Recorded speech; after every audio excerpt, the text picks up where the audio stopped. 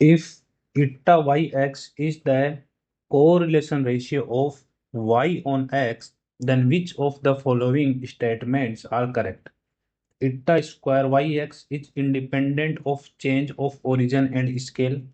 Eta yx equals to eta xy. And third statement is eta square yx greater than r square, where r is the correlation coefficient between x and y. Here r is the Pearson correlation coefficient. To understand this question, let us create an example. Suppose there are three categories. So first of all, we need to know that where this concept of correlation ratio arises. The concept of correlation ratio arises in non-linear regression and also in the analysis of variance, which is famously known as ANOVA. So to understand this correlation ratio, let's create three examples. The one example, there are three categories. Suppose subject math is category 1, subject English is category 2, and subject economics is category 3. Now there are five students who got marks in maths. Suppose those marks are 25, 32, 92, and 45. Suppose the average of this category 1 is denoted by x1 bar. And how many data points in category 1? There are 4 data points. Now suppose the marks in English are 35, 22, 19, 7, 21. Suppose the average of category 2 is denoted by x2 bar and data points in category 2 are 5. In economics, marks are 21, 22, 39, 22, 18, 17.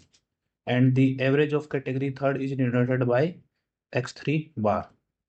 There are 6 data points in category 3.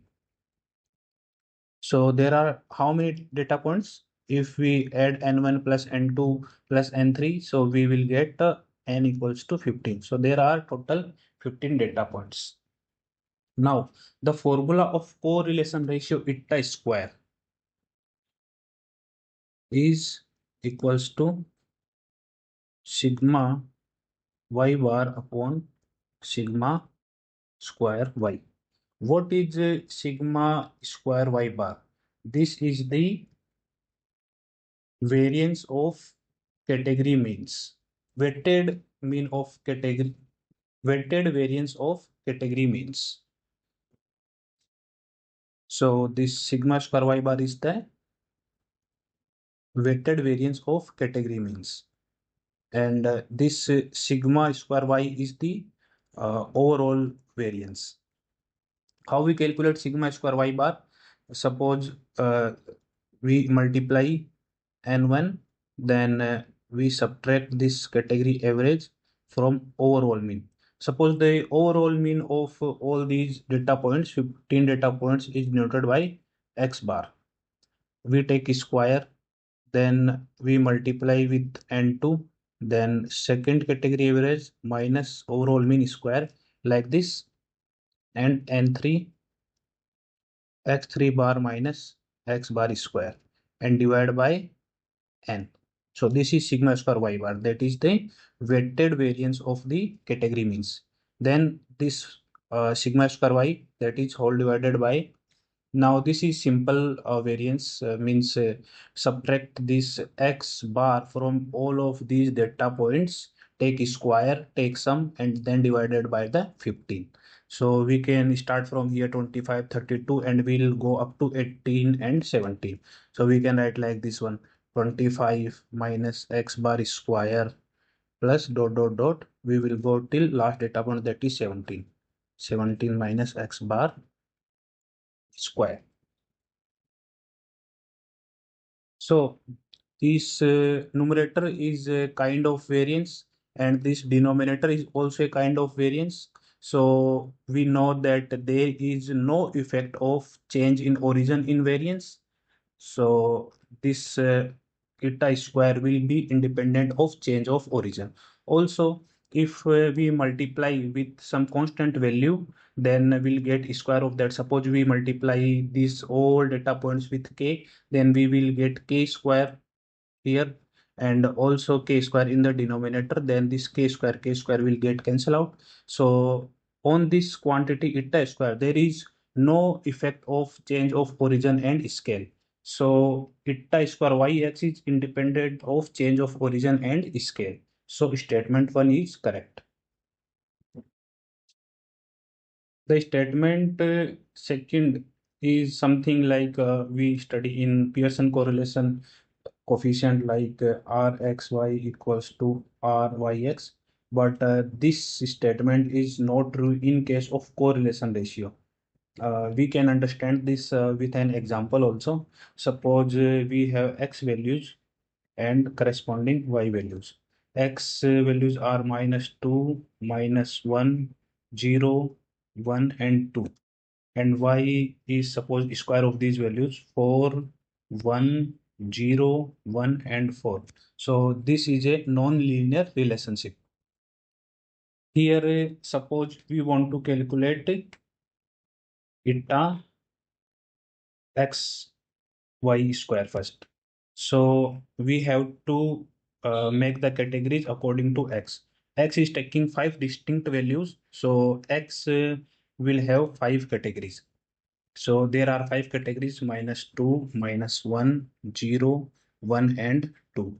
And y have value 4 in category 1, minus positive 1 in category 2, 0, then 1, and 4. So if we take average of category 1, there is only one data point. So this will be 4. This will be x1 bar, and this will be 1 x2 bar, like this one. This will be x3 bar. This will be x4 bar. This will be x5 bar. And now if we take overall average of these values, that is x bar. So that will be 5 plus 5, 10, divided by 5, that will be 2. Okay, so let us calculate eta square xy. What is the formula? Multiply the number of points and square the difference between the category average to the overall average. So n1, n2, n3 all are 1. Only one data points in y. So n1, n2, n3, n4, n5 will be 1. No need to multiply with n1. Then x1 bar is 4 and x bar is 2, and take a square, plus 1 minus 2 square, plus 0 minus 2 square, plus 1 minus 2 square, plus 4 minus 2 square, divided by, we have to subtract this overall mean from each of the data points, and take square of that and take the sum in the last, like we have done here in this formula. So again, it will be same, like 4 minus 2 square and 1 minus 2 square. So numerator and denominator values will be same. So we will get 1 here. So we have calculated eta x y square equals to 1, and now eta x y will be 1. Now let us calculate eta yx square.